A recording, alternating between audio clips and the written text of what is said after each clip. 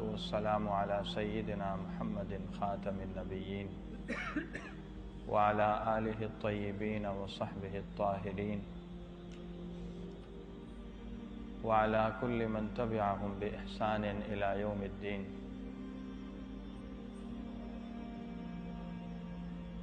أما بعد، فأعوذ بالله من الشيطان الرجيم. بسم الله الرحمن الرحيم. يا أيها الذين آمنوا اتقوا الله وكونوا مع الصادقين.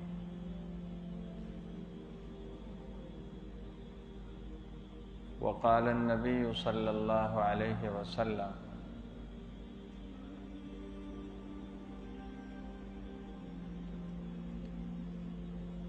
حين سئل من أكرم الناس قال أتقاهم لله عز وجل.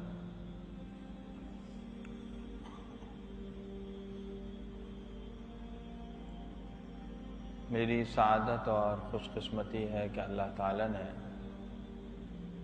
یہاں آپ حضرات کے ساتھ مل بیٹھنے کی توفیق عطا فرمائی اور ہمارے محترم و مکرم حضرت مولانا قاری عبید اللہ شاہ صاحب دامت برکاتہم العالیہ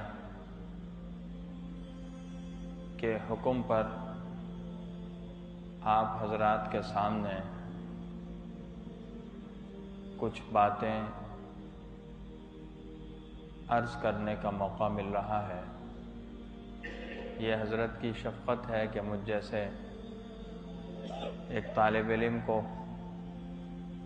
اپنے سامنے بٹھا کر کچھ بات کہنے کا حکم دیا. اللہ تعالیٰ ان کے حسن ظن کو پورا فرمائے اور ہمارے اس بیٹھنے کو اپنی بارگاہ عالی میں قبول فرمائے اور صحیح بات اور حق بات کہنے کی،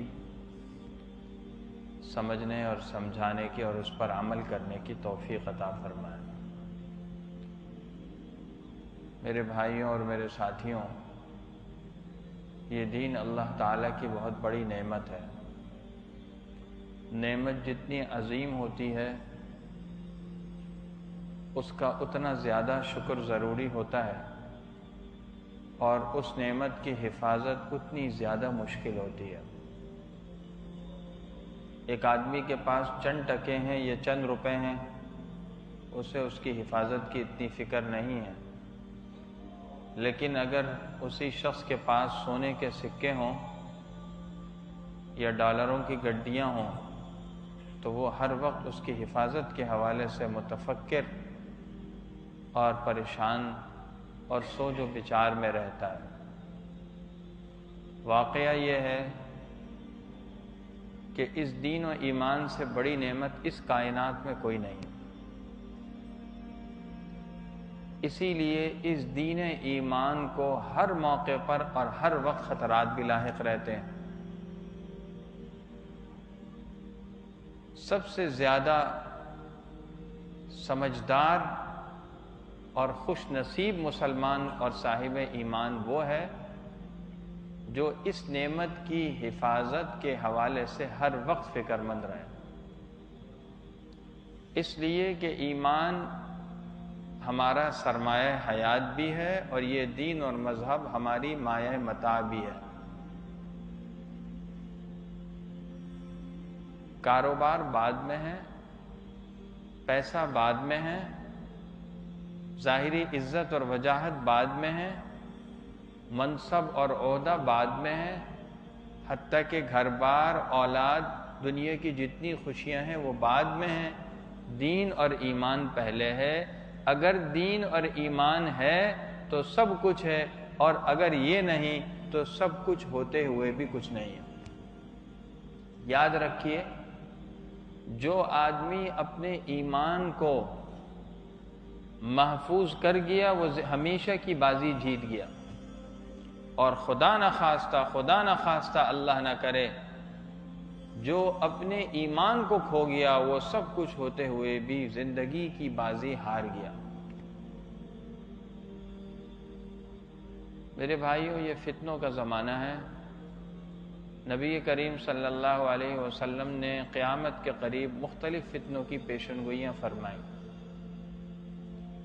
اور اسی میں یہ بات بھی آتی ہے کہ قیامت کے قریب ایسے فتنے ہوں گے، فرمایا ستکون فتن کقطع اللیل المظلم، جیسے اندھیری رات کے ٹکڑے ہوتے ہیں تہ بتہ،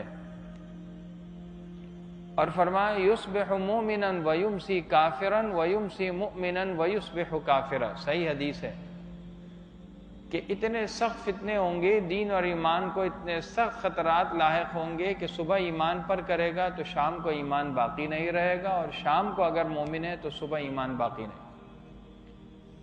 یبیع دینہ بعرض من الدنیا، اس لیے کہ اپنے دین کو دنیا کے چند ٹکوں کے عوض بیچ ڈالے گا۔ تو پتہ یہ چلا کہ جتنے فتنے ہیں ان کی بنیاد کیا ہے؟ دنیا، یعنی مال کی محبت، دنیاوی چیزوں کی محبت، دنیا کی چمک دمک اور رونق کی محبت۔ آج کے دور کا بھی سب سے بڑا فتنہ یہی ہے، جس کو ہم دوسرے لفظوں میں مادیت کہہ سکتے ہیں۔ ہر دور کے اندر مادیت اور روحانیت کا ایک مقابلہ رہا ہے، اور آج بھی یہ مقابلہ ہے، اور بڑا سخت ہے اور بہت بڑا چیلنج ہے، بالخصوص آج کے دور میں جبکہ سائنسی ترقی عروج پر پہنچ چکی ہے۔ آج سے 50 سال پہلے اگر کوئی کہتا کہ دنیا کے دو مختلف کناروں پر دو آدمی بیٹھے ہوں گے، وہ ایک دوسرے کو دیکھ بھی رہے ہوں گے، ایک دوسرے کی باتیں سن رہے ہوں گے، ایک دوسرے سے گھل مل رہے ہوں گے، کوئی یقین نہیں کر سکتا تھا۔ آج سے 200 سال پہلے کوئی کہتا کہ انسان ہوا میں اڑ کر گھنٹوں کے اندر دنوں کا بلکہ مہینوں کا سفر طے کر لے گا، کوئی یقین نہیں کر سکتا تھا۔ آج سے کئی سو سال پہلے کوئی کہتا کہ انسان چاند پر پہنچ جائے گا، مریخ پر اور چاند پر، اور بستیاں بسانے اور لوگوں کو آباد کرنے کے منصوبوں پر سوچ بچار ہوگا، پھر خلائی سفر شروع کرنے کی محنت شروع ہو جائے گی ہوائی سفر سے آگے، جس میں کشش ثقل کا قانون نہ ہونے کی وجہ سے یہی گھنٹوں کے فاصلے منٹوں میں آگے طے ہونے لگیں گے، کوئی یقین نہیں کر سکتا۔ لیکن آج یہ سب کچھ ہوتا ہوا نظر آ رہا ہے۔ میرے بھائیوں، اس وقت میں سب سے بڑی جو فکر کی بات ہے وہ یہ ہے کہ ہمارا ایمان محفوظ رہے۔ یہ جتنی سائنسی ترقیاں ہیں، یہ جتنی چمکیلی گاڑیاں ہیں، یہ اونچی اونچی عمارت ہے، یہ بڑے بڑے پروجیکٹ ہیں، یہ اور اس جیسی جتنی بہت چیزیں ہیں، یہ سب مادیت ہیں۔ انسان ان چیزوں میں پڑھ کر اور ان چیزوں میں پھنس کر اگر اللہ کو بھول گیا تو خسارے کا سودا ہے، اور اگر ان چیزوں میں رہنا تو اسی دنیا میں ہے، اسی مادیت کے دور میں، اس کو چھوڑنا نہیں ہے۔ ظاہر ہے غاروں میں نہیں جا سکتے، پہاڑوں میں نہیں جا سکتے، لیکن اس میں رہتے ہوئے اگر اللہ کو نہیں بھولا تو وہ کامیاب ہے۔ تو سب سے بڑی فکر کی بات یہ ہے ہر آدمی کے لیے کہ میرا اور میری نسل، میرے دین اور میرے جو خاندان ہے، اہل خانہ، ان کا دین ایمان کیسے محفوظ رہے۔ یہ سب سے بڑی فکر کی بات۔ جس دن ہم سے یہ فکر الگ ہو گئی، ہم نیچے کی طرف جائیں گے، یاد رکھیے۔ یہ فکر اپنے اوپر سوار رکھنی ہے۔ اگر کاروبار میں گھاٹا ہوا اس کو برداشت کر لیں گے، 2 وقت کے بجائے 1 وقت روٹی مل رہی ہے اس کو برداشت کر لیں گے، دنیا کی سہولیات کم ہو گئی برداشت کر لیں گے، ملازمت نکل گئی ہاتھ سے یا تنخواہ کم ہو گئی اس کو برداشت کر لیں گے۔ لیکن اگر دین اور ایمان میں انحطاط آ رہا ہے تو یہ ناقابل برداشت ہے۔ میرے بھائیوں، آج کے زمانے میں فتنے ہیں اور قدم قدم پر ہیں۔ اخلاق سوز فتنے ہیں، حیا سوز فتنے ہیں، اور سب سے آگے ایمان سوز فتنے ہیں۔ اور یہ فتنے ان جگہوں سے اٹھ رہے ہیں جو تعلیم کے نام پر قائم ہیں. کالجز یونیورسٹیز کے اندر یہی فتنے ہیں.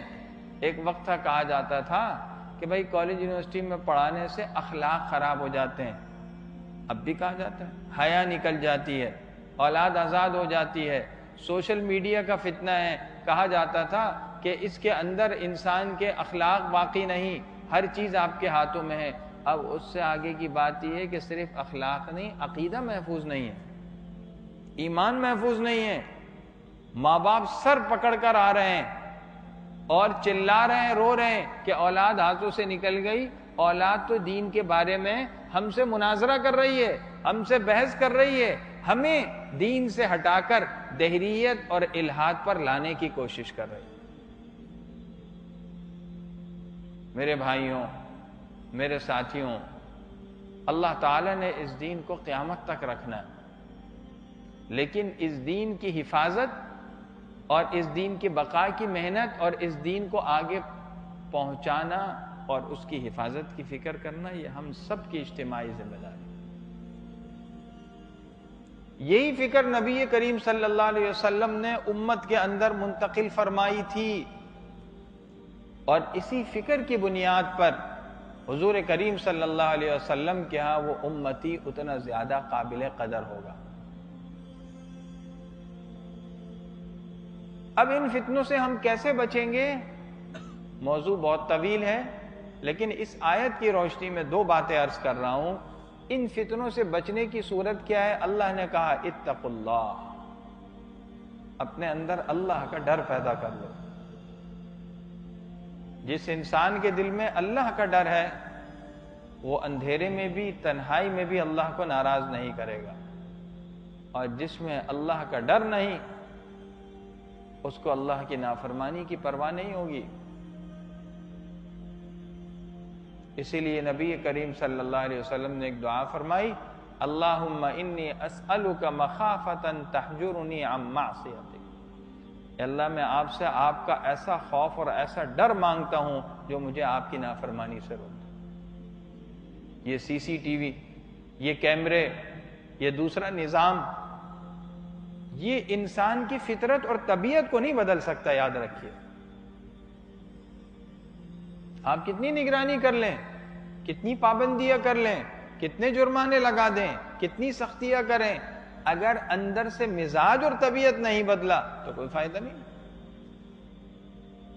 تو اصل چیز یہ ہے کہ ہمارا مزاج، ہماری طبیعت بدل جائے،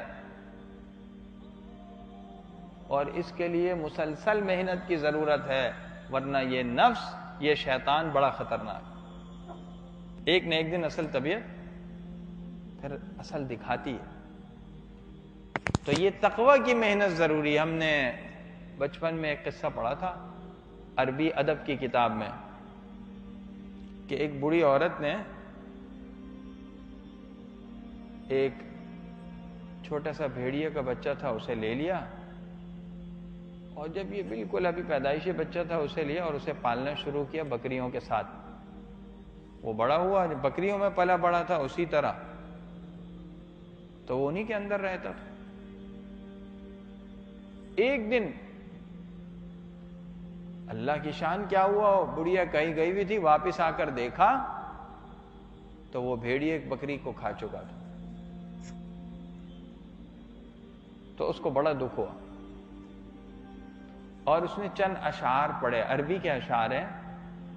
اس نے کہا قتلت شویہتی وفجعت قلبی وانت لنا ابن ربیب. تو نے میرے بکری کا جو بچہ ہے چھوٹا سا مار ڈالا اور مجھے بڑا دکھ پہنچایا، حالانکہ تو ہمارے یہاں ہی پلا بڑا. غزیت بدرہا وغدرت فیہا، تو نے اسی کا دودھ پیا، اسی بکری کے بچوں کا دودھ پی کر، اسی بکری کا دودھ پی کر پلا بڑا جوان ہوا، اور یہی تو نے دھوکہ کر ڈالا، اس کے بچے کو کھا گیا. فمن انبأک ان اباک ذئب، تجھے کس نے بتایا کہ تیرا باپ بھیڑیا ہے، تو بھیڑیے کی نسل سے جو بکری کو کھا جاتا ہے. پھر اس نے آخر میں کہا اذا کانت طباع طباع سوء فلا ادب یفید ولا ادیب. اگر طبیعت اور فطرت کے اندر، جبلت کے اندر برائی ہے، تو کتنا ادب سکھاؤ، کتنی محنت کرو، کوئی فائدہ نہیں ہو۔ میرے بھائیوں، اس ماہ مبارک کا جو ابھی گزرا ہے، اس کا سب سے بڑا پیغام یہی ہے۔ ہوتا یہ ہے کہ عام طور پر ہم رمضان میں تو محنت کر لیتے ہیں، ماشاءاللہ تلاوت بھی ہے، ذکر بھی ہے، نمازیں بھی ہیں، قیام اللیل بھی ہے، تراویح بھی ہے، روزے بھی ہیں، اور گناہوں سے بچنے کی فکر میں۔ جب رمضان گزرا اب ہم ڈھہ جاتے ہیں۔ وجہ کیا؟ ایک ماحول تھا، اب ماحول نہیں رہا۔ رمضان میں تو ایک فکر تھی،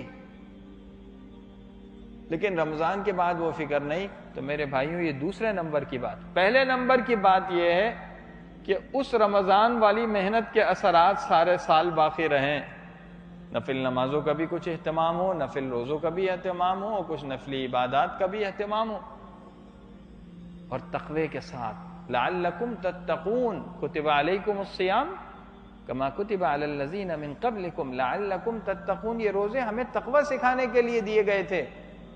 اب تقوی آیا نہیں، یہ دیکھنا ہے۔ روزے مقبول ہوئے یا نہیں، تراویح مقبول ہوئی یا نہیں، پورے طور پر ڈرنا ہے۔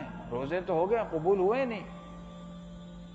حدیث پاک میں آتا الحج المبرور لیس له جزاء الا الجنہ، حج مبرور کا، مقبول کا بدلہ صرف جنت ہے۔ اب کیسے پتہ چلے گا یہ حج مقبول ہو گیا حاجی کا؟ 40 دن گزار کر آیا، 30 دن گزار کر آیا، 2 مہینے گزار کر آیا؟ لکھا ہے کہ اس کی ایک علامت ہے، وہ یہ ہے کہ حج کے بعد زندگی میں تبدیلی آ جائے۔ اگر تبدیلی آ گئی، حرام کاروبار چھوڑ رہا ہے، حقوق کی ادائیگی کی فکر کر رہا ہے، نمازوں کا اہتمام کر رہا ہے، بد نظری سے، غیبت سے بچتا ہے، اس کا مطلب ہے حج قبول ہو رہا ہے۔ اور اگر ایسا نہیں ہوا تو پھر ڈر کی بات ہے۔ تو ہم نے اس تناظر میں اپنے آپ کو دیکھنا ہے کہ اس رمضان کے بعد کیا زندگی میں کچھ تبدیلی آئی، یا رمضان سے پہلے جو تھا وہی دوبارہ شروع ہو گیا؟ وہی نمازوں میں سستی، وہی معاملات میں کمزوری، وہی معاشرت کے اصول کی پامالی، وہی دوسرے کے حقوق تلفی؟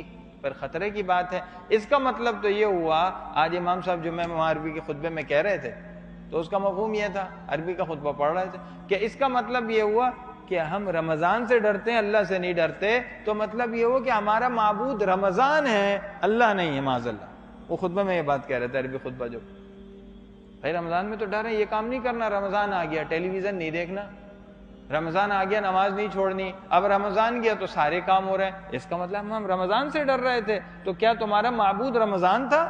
ہمارا اور سب کا معبود تو اللہ ہے، جو اللہ رمضان میں ہے وہ اب بھی ہے۔ تو اتقوا اللہ، اللہ سے ڈرتے رہو سارا سال، رمضان سے نہیں ڈرنا، اللہ سے ڈرنا ہے۔ میرے بھائیوں، ڈر ایک کیفیت ہے، تقوی ایک حالت ہے۔ جب یہ دل میں آئے گا تو انسان کے لیے پھر گناہ سے مشکل نہیں۔ انی اخاف اللہ رب العالمین۔ اور اللہ کو یہ بات اتنی پسند ہے کہ نبی کریم صلی اللہ علیہ وسلم نے حدیث مبارک میں ارشاد فرمایا، بخاری شریف کی روایت ہے، سبعۃ یظلھم اللہ فی ظلہ یوم لا ظل الا ظلہ، کہ قیامت کے دن 7 آدمی عرش الہی کے سائے میں ہوں گے، جس دن اللہ کے عرش کے علاوہ کوئی سایہ نہیں ہو۔ ساری مخلوق پریشان، سورج سوا نیزے پر، کھوپڑیاں پک رہی ہیں اس وقت۔ کون ہے ان میں؟ ایک تفصیل ہے، الامام العادل وشاب النش، اور اخیر میں فرمایا 5ویں نمبر پر، ورجل دعته ذات منصب وجمال فقال انی اخاف اللہ۔ وہ آدمی جس کو ایک حسب نسب والی شریف خاندان کی، اونچے خاندان کی خوبصورت عورت گناہ کی دعوت دے اور وہ کہے میں اللہ سے ڈرتا ہوں، میں یہ کام نہیں کر سکتا۔ میرے بھائیوں، آج تو ہر وقت گناہ کی دعوت ہے، گناہ کے مواقع ہیں، موبائل ہے، یہ چیزیں ہیں، سب خرافات ہیں۔ تو آج ہم کہتے ہیں حالات خراب ہیں، مایوس ہوتے ہیں۔ حقیقت یہ کہ اگر حالات خراب ہیں تو نیکی اور تقوی، اللہ کا تعلق اتنا آسان بھی تو ہے۔ آپ گناہوں سے بچ جائیں، اب مجاہدے نہ کریں، لمبے لمبے مجاہدے، لمبے لمبے مراقبے، لمبے لمبے ذکر اذکار، لمبی لمبی تہجد نہیں، آپ گناہ سے بچ جائیں، یہ بھی بہت بڑی بات ہے۔ تو ہم اور آپ یہ فکر کریں آج سے کہ ہم نے اللہ کے تقوی کے ساتھ چلنا ہے، اللہ کے تقوی کے ساتھ جینا ہے، اللہ کے تقوی کے ساتھ مرنا ہے۔ اگر تقوی پر زندگی ہوئی تو موت بھی تقوی پر آئے گی۔ اتقوا اللہ حق تقاتہ ولا تموتن الا وانتم مسلمون. جیسے ڈرنا چاہیے ویسے ڈرو اور اسلام پر موت آئے. پیغام ہے کہ اگر موت ایمان والی چاہتے ہو تو زندگی کون سی گزارنی ہوگی؟ تقوی والی. ورنہ اللہ تعالیٰ معاف فرمائے، اللہ ہمیں معاف فرمائے. زندگی میں گناہوں کی کثرت کی نحوست بسا اوقات موت کے وقت میں انسان کو اچھے خاتمے سے، کلمے سے خطرہ ہے کہ محروم نہ کر. چند دن کے تو مزے ہیں، تو اگر یہی چند دن تھوڑی پابندی کے ساتھ گزار لیے پھر ہمیشہ کے مزے ہوں گے. اور مفکر اسلام حضرت مولانا علی میاں ندوی رحمۃ اللہ علیہ فرماتے تھے کہ ایک روزہ یہ بھی ہے. ایک افطار روزانہ ہوتا تھا رمضان میں. صبح سحری کر کے جب کھانا پینا روکتے تھے، بھوکے پیاسے ہوتے تھے، تو شام کو روزہ کھلتا تھا. ایک افطار مہینے کا ہے، عید الفطر، فطر والی عید. کہا 30 دن ہو گئے، 29 دن ہو گئے، چاند دیکھ لیا، اب آج افطار کرو گے صبح سے ہی. آج روزہ رکھنا گناہ ہے، روزہ نہیں رکھو گے. اور ایک افطار زندگی کا ہے. فرمایا یہ کیا ہے؟ وہ یہ ہے کہ زندگی روزے سے رہی. وہ روزہ ہے کہ ساری زندگی تقوی کے ساتھ رہے. جو سبق تقوی کا رمضان میں سیکھا، سارے دن ساری رات اس پر عمل کیا، اپنی نفسانی خواہشات کو قابو میں رکھا، اپنی خواہشات کو کچلتے رہے، نفس کے تقاضے کو دباتے رہے، اپنے آپ کو گھوٹتے رہے. پھر موت کے وقت جب افطار ہوگا تو کیسا افطار ہوگا؟ وَلَكُمْ فِيهَا مَا تَشْتَهِي أَنفُسُكُمْ وَلَكُمْ فِيهَا مَا تَدَّعُونَ نُزُلًا مِّن غَفُورٍ رَحِيمٍ. فرشتے بشارتیں دیں گے، جو چاہو گے ملے گا، جو مانگو گے دیں گے، اس لیے کہ اب تم اللہ کے مہمان ہو. غفور الرحیم. وہ افطار ہوگا. وہ پابندی ختم، چند دن کی تھی، پھر یہ سب خواب نظر آئی. الدنیا یوم ولنا فیہا صوم. اللہ والے کہتے ہیں دنیا کی ساری زندگی تو ایک دن ہے اور اس میں ہم نے روزہ رکھا. روزہ یہی تقوی کا، روزہ یہی سکھاتا ہے نا. صبح سے شام تک کھانا پینا نہیں ہے، روزہ ٹوٹ جائے گا، اللہ کی نافرمانی ہوگی. روزہ ٹوٹنے کا مطلب تو یہی تقوی ہے کہ ساری زندگی نہ غیبت کرنی ہے، نہ جھوٹ بولنا ہے، نہ بد نظری کرنی ہے، نہ دوسرے کا حق دبانا ہے، نہ ظلم کرنا ہے. یہ تو کبھی حلال نہیں ہو سکتا، نہ دن میں نہ رات میں، نہ رمضان میں نہ غیر رمضان میں. بس یہ روزہ چل رہا ہے، موت کے وقت افطار ہے، آزاد. تو اتقوا اللہ. یہ ایمان کی حفاظت کب ہوگا؟ جب آدمی کے دل میں اللہ کا ڈر ہو، اللہ کا خوف ہو. اللہ کا خوف انسان کو بدل دیتا ہے لمحوں کے اندر، لیکن شرط یہ ہے کہ واقعی اللہ کا ڈر. آج معاشرے میں اللہ کا خوف نہیں رہا. میں ایک عمومی بات کر رہا ہوں. جبھی انسان نہیں رہا، انسانیت نکل گئی معاشرے سے. آپ دیکھیں ہر جگہ نفسا نفسی ہے، ظلم ہے، دوسروں کے حق تلفی ہے، دوسرے کی زمین غصب ہو رہی ہے، وراثت میں دوسرے کا حق دبا دیا، دوسرے کی پیمنٹیں روکی ہوئی ہیں، دوسرا بھوکا مر رہا ہے اور یہ اپنی تجوریاں بھر رہا ہے. قدم قدم پر ظلم ہے، دھوکہ، ملاوٹ، جھوٹ، غیبت، بد نظری، بے حیائی، یہ سب چیزیں معاشرے میں. کیوں؟ اللہ کا ڈر نہیں، اللہ کا خوف نہیں ہے. میرے بھائیوں، اگر اللہ کا خوف ہوگا تو انسان اللہ کی نافرمانی سے ضرور بچے. اب سوال ہوا کہ اللہ کا ڈر پیدا کیسے ہوگا؟ تو قرآن نے فوراً کہا وَكُونُوا مَعَ الصَّادِقِينَ.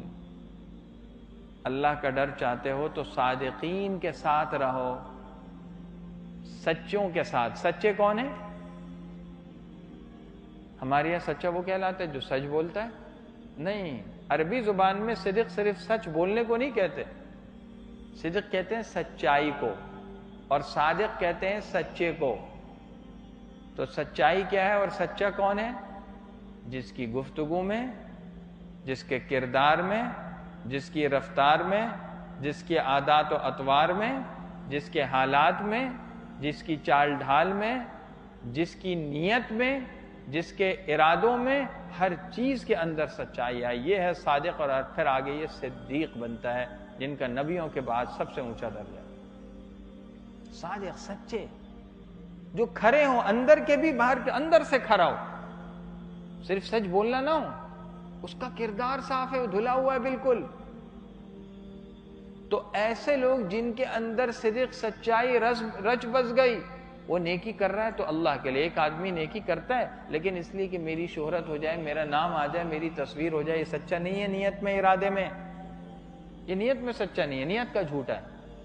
ایک آدمی نماز پڑھ رہا ہے لیکن نماز کے وقت میں دکان پر پہنچے ہوئے دنیا کی خواہشات میں, یہ حالت کے اندر سچا نہیں ہے.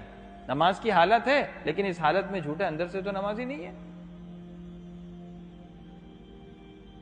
ایک آدمی زبان سے کلمہ پڑھ رہا ہے لیکن دل کے اندر ایمان نہیں ہے, یہ عقیدے میں جھوٹا ہے, عقیدے میں سچا نہیں ہے. تو میرے بھائیوں, سچائی, قرآن کہتا ہے سچائی کو تلاش کرو, سچوں کو دیکھو, ان کا ساتھ پکڑو. اللہ نے انسان کی طبیعت ایسی بنائی ہے کہ یہ جس کے ساتھ رہتا ہے اس کا اثر لیتا ہے. انسان کی طبیعت ہے. ہماری عربی اردو میں مشہور ہے مقولہ, خربوزے کو دیکھ کر خربوزہ رنگ پکڑتا. تو آدمی جس کے ساتھ رہے گا اس کا اثر لے گا. آپ جس کے ساتھ رہیں گے اس کے اثرات آئیں گے. اگر نیک لوگوں کے ساتھ رہیں گے, سچوں کے ساتھ رہیں گے, متقین کے ساتھ رہیں گے تو آپ کے اندر تقویٰ آئے گا اللہ کا, آپ کے اندر سچائی آئے گی. اور معاشرے کو اسی چیز کی ضرورت. آج ہر آدمی اس فکر میں ہے کہ دوسرا سچا ہو میں جیسا ہوں. نہیں, میں سچا ہوں سب سے پہلے, میں ٹھیک ہو جاؤں, میری حالت ٹھیک ہو جائے, اللہ مجھ سے راضی ہو جائے. اصل چیز یہ. تو سچے کون ہیں؟ اللہ والے, اہل اللہ, جن کا اللہ کے ساتھ ایسا مضبوط تعلق قائم ہو گیا کہ ان کی ساری زندگی سچ میں رنگ گئی اور سچ ان کی زندگی میں رچ اور بس گیا. ایسے لوگوں کو تلاش کرو, دیکھو, اور ایسے لوگوں کے قریب ہو. اب جو سچا ہوگا اس کے دل میں دنیا کی محبت نہیں ہوگی, مادیت نہیں ہوگی. جو سچا ہوگا وہ اللہ سے ڈر ڈر کر قدم اٹھائے گا. جو سچا ہوگا اس کے دل میں مال کی محبت نہیں ہوگی. جو سچا ہوگا فضول کلامی سے, جھوٹ بولنے سے, غیبت کرنے سے, بد نظری سے بچے گا, ظلم کرنے سے بچے گا. ایسے لوگوں کو تلاش کرو. آج ہم کس کو دیکھتے ہیں جس میں ہمارا 2 ٹکے کا فائدہ ہو؟ نہیں. اللہ والے نیک لوگ, حدیث پاک میں آتا ہے اذا رأيتم الرجل يعطى زهدا في الدنيا وقلة منطق فاقتربوا منه فإنه يلقى الحكمة. جب دیکھو کہ ایک آدمی کو اللہ تعالیٰ نے 2 چیزیں دی, ایک دنیا سے بے رغبتی ہے, زہد. زہد یہ نہیں ہے کہ پیسہ نہ ہو, یاد رکھیے. زہد یہ نہیں کہ آدمی پھٹے پرانے کپڑے پہنے. زہد یہ نہیں ہے کہ انسان میلے کچیلے کپڑے پہنے. زہد یہ نہیں ہے کہ صرف روٹی کھائے اور لوگوں سے مانگتا پھرے یہ فقیروں کی طرح. نہیں, ایک آدمی کے پاس مال ہے, ایک آدمی کے پاس اچھی گاڑی ہے, بہترین کپڑے ہیں, وہ بھی زاہد ہو سکتا ہے. زہد یہ ہے کہ دل میں دنیا نہ ہو. اللہ والے کہتے ہیں یہ پیسہ بینک میں بھی رکھنا جائز ہے, یہ پیسہ ہاتھ میں رکھنا بھی جائز ہے, یہ پیسہ جیب کے اندر بھی رکھنا جائز ہے, لیکن اس پیسے کو دل میں رکھنا ناجائز ہے. دل میں نہ ہو کہ ہر وقت نماز کے اندر, ہر چیز کے اندر فکر ہے کہ 2 کے 4 کیسے ہوں, 4 کے 8 کیسے ہوں. یہی فکر ہے, یہی سوچ ہے, حلال اور حرام کی کوئی فکر نہیں. یہ غلط. تو کہا ایک آدمی کے اندر یہ دیکھو کہ وہ دنیا سے بے رغبت ہے. دوسری چیز وقلت منطق, بولتا کم ہے, بہت زیادہ نہیں بولتا. آج معاشرے میں وہ آدمی اچھا سمجھا جاتا ہے, کہتے ہیں جی ہر ٹاپک پر بول سکتا ہے. نہیں, یہ لفاظی پسند نہیں اللہ کو. زیادہ کم بولنا کمال ہے, زیادہ بولنا کمال نہیں ہے. بزرگوں کیا تو مجاہدات کرائے جاتے تھے اس بات پر کہ آدمی بولنا کم سیکھ. ایک بزرگ کے بارے میں لکھا ہے کہ انہوں نے اپنے ایک مرید کا تعلق تھا, اس پر محنت کی, پھر کسی کے پاس بھیجا کہ بھائی دیکھیں اس پر کیا محنت ہوئی ہے, اس کی اصلاح ہو گئی نہیں. دوسرے بزرگ نے بعد میں بھیجا کہ بھائی ماشاءاللہ آپ نے بڑی محنت کی, آپ کا یہ مرید جو ہے نا واقعی نکھرا ہوا ہے, اس کی اصلاح ہوئی. ایک کمی ہے اس کے اندر, بولتا زیادہ ہے. پوچھا کیسے پتہ چلا؟ کہا میں نے اس سے پوچھا تھا تمہاری شادی ہو گئی؟ اس نے کہا جی میرا ایک بچہ ہے. پوچھا شادی کا نا؟ بتا رہا ہے بچے کا. زیادہ بولنے کا مرض ہے نا. ایک ایک جملہ تول کر بولو. حضرت سلطان اولیاء نظام الدین رحمت اللہ علیہ کا واقعہ مشہور ہے ان کے بارے میں کہ ایک مرتبہ 2 مریدین آئے مرید ہونے کے لیے. تو جب حوض پر بیٹھے وہاں تو ان میں بات چیت شروع ہو گئی کہ یہاں کا حوض بڑا ہے یا دہلی کا حوض بڑا ہے. اب جب یہ بات چل رہی تھی حضرت کو پتہ چلا، بلوایا، کہا پہلے ناپ کراؤ، ناپ کراؤ، دہلی واپس جاؤ اور ناپ کراؤ۔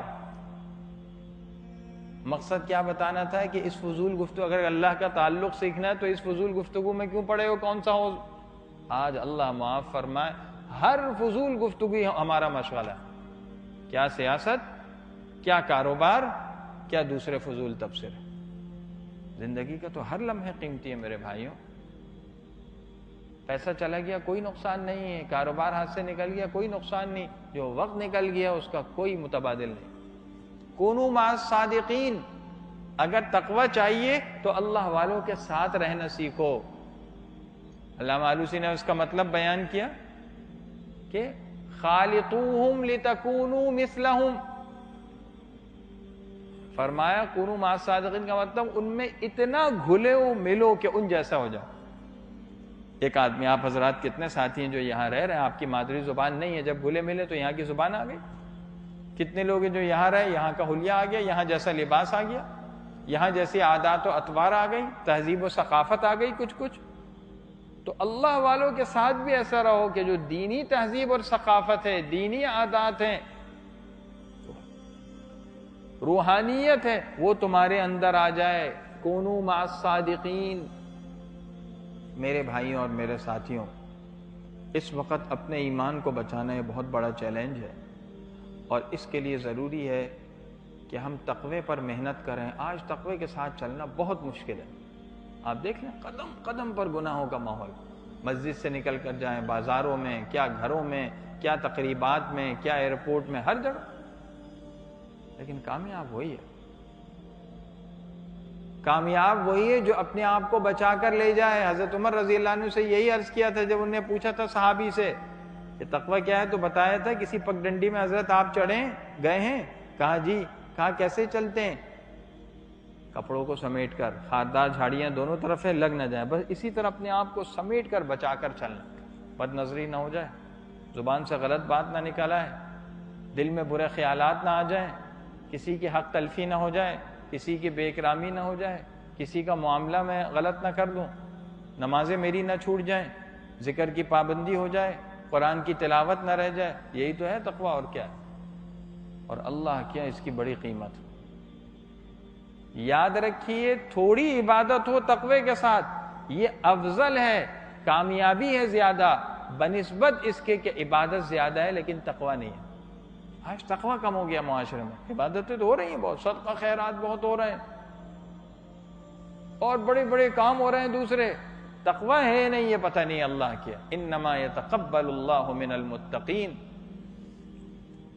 قابیل اور حابیل کا جب آپس میں اختلاف ہوا تھا، جھگڑا ہوا تھا، اور قابیل نے یہ کہا کہ بھائی کیا بات، تیری قربانی قبول ہو گئی، میری قبول نہیں ہوئی، تو حابیل نے کیا کہا، بھائی میرا اس میں کیا قصور ہے، اللہ نے جو چاہا وہ کیا۔ اللہ کا ایک قاعدہ ہے کہ اللہ متقی کا عمل قبول کرتے ہیں، اللہ نے میرا کر لیا، تیرا نہیں کیا۔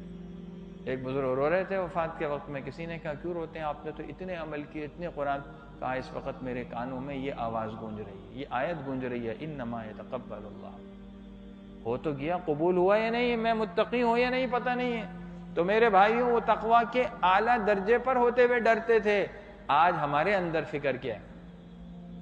تو یہ جو ہے نا، یہ ڈر اور فکر، اللہ کا ڈر، اپنے گناہوں کا ڈر، آخرت کا ڈر، اللہ کے سامنے پیشی کا ڈر، کسی کے حق تلفی نہ ہو جائے اس کا ڈر، ماں باپ کی نافرمانی نہ ہو اس کا ڈر، بھائیوں کی حق تلفی نہ ہو اس کا ڈر، نمازوں میں سستی نہ ہو جائے اس بات کا ڈر۔ یہی چیز تو اصل ہے۔ یہ ڈر جس کے اندر آ گیا وہ بازی جیت گیا۔ اور یہ کس سے ہوگا؟ اللہ والوں کے ساتھ رہے۔ آپ حضرات کو دینی مجالس میں شرکت کے یہاں موقع ملتے ہیں، الحمدللہ، ان کی قدر کریں، ان سے فائدہ اٹھائیں۔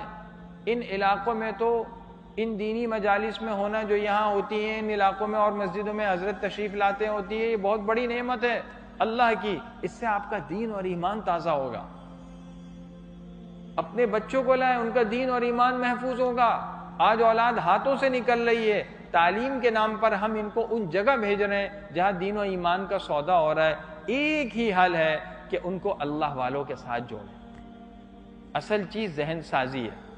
انسان کا ذہن ٹھیک ہے، وہ کتنی اونچی تعلیم حاصل کر لے وہ گمراہ نہیں ہوگا. ذہن خراب ہے، ماحول خراب ہے، کتنی جو ہے وہ دینی تعلیم میں ہو، گمراہ ہو جائے.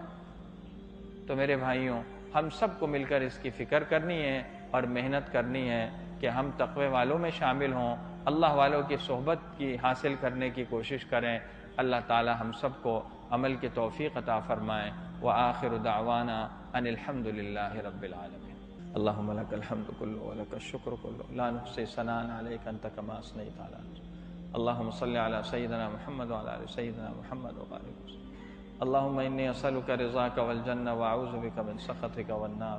اللہم انی اسألک تمام العافیہ واسألک دوام العافیہ واسألک الشکر علی العافیہ واسألک الغنی عن الناس. ربنا ظلمنا انفسنا وان لم تغفر لنا وترحمنا لنکونن من الخاسرین. ربنا آتنا فی الدنیا حسنہ وفی الآخرۃ حسنہ وقنا عذاب النار. ربنا لا تزغ قلوبنا بعد اذ ہدیتنا وہب لنا من لدنک رحمہ انک انت الوہاب.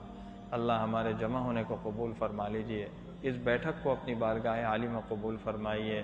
یا اللہ جو ٹوٹی پھوٹی بات ہوئی اس میں خیر برکت ڈال دیجئے اور اس کو قبول فرمائیے. مجھے اور سب کو عمل کی توفیق عطا فرمائیے. اے اللہ، یہ جو آنا ہے آپ ہی کے لیے ہے، اس کو اپنی رضا کا ذریعہ بنا دیجئے. اور یا اللہ آپ کے نیک بندوں سے، علماء سے، اہل اللہ سے جو بھی ملاقات ہو اس کو میرے لیے، ہم سب کے لیے خیر کا اور برکت کا ذریعہ بنا دیجئے. جتنے ساتھی یہاں ہیں دوسرے ملکوں کے، مختلف ملکوں کے ہیں، یا اللہ یا اکرم الاکرمین ان سب کو خیر و برکت عطا فرمائیے. جتنے ساتھی یہاں جمع ہیں سب کی ہر جائز ضرورت کو پورا کر دیجئے. جتنے ہاتھ اٹھے ہیں سب کو اپنی مغفرت رحمت کے ساتھ واپس بھیجیے. یا اللہ ہر ایک کی ہر پریشانی کو دور کر دیجئے، مصیبت کو عافیت سے بدل دیجئے، تکلیف کو راحت سے بدل دیجئے. یا اللہ فقر کو مال سے بدل دیجئے، پریشانی کو سہولت سے بدل دیجئے، اور یا اللہ بے برکتی کو برکت سے بدل دیجئے. ہر ایک کو وافر حلال رزق عطا فرمائیے، حرام سے محفوظ فرمائیے، تقوی والی زندگی عطا فرمائیے. اور یا اللہ ہر ایک کے دل میں حاجتیں ہیں، مرادیں ہیں، ہم بھی محتاج ہیں. یا اللہ آپ کے سوا کسی کے سامنے رکھ نہیں سکتے، کوئی آپ کے سوا ہمارا مشکل کشا نہیں ہے، کوئی حاجت روا نہیں ہے. اللہ آپ ہی ہیں، آپ ہی سے ساری امیدیں ہیں. ہم سب کو قبول فرما لیجئے اور ہماری ہر ضرورت کو پورا فرما دیجئے. ہمارے حضرت مولانا قاری عبید اللہ صاحب دامت برکاتہم کو شفائے کاملہ عطا فرمائیے، صحت عاجلہ عطا فرمائیے، ان کو مکمل تندرستی عطا فرمائیے. ان کی جو تکلیف ابھی آج کل ہے اس کو بھی دور فرما دیجئے. اور یا اللہ ان کے فیوز کا عام تام فرما دیجئے. یا اللہ یا ارحم الراحمین ہم سب کو دین کے ساتھ زندہ رکھیے اور اسی ایمان اور دین پر ہمارا خاتمہ فرمائیے. یا اللہ ہمیں تقوی دے دیجئے، گناہ سے بچا لیجئے، طاعت کی عزت دے دیجئے، معصیت کی ذلت سے بچا لیجئے. یا اللہ عافیت نصیب فرما دیجئے اور یا اللہ خیر والی شکلیں پیدا فرمائیے. وصلی اللہ تعالی علی خیر خلقہ سیدنا مولانا محمد.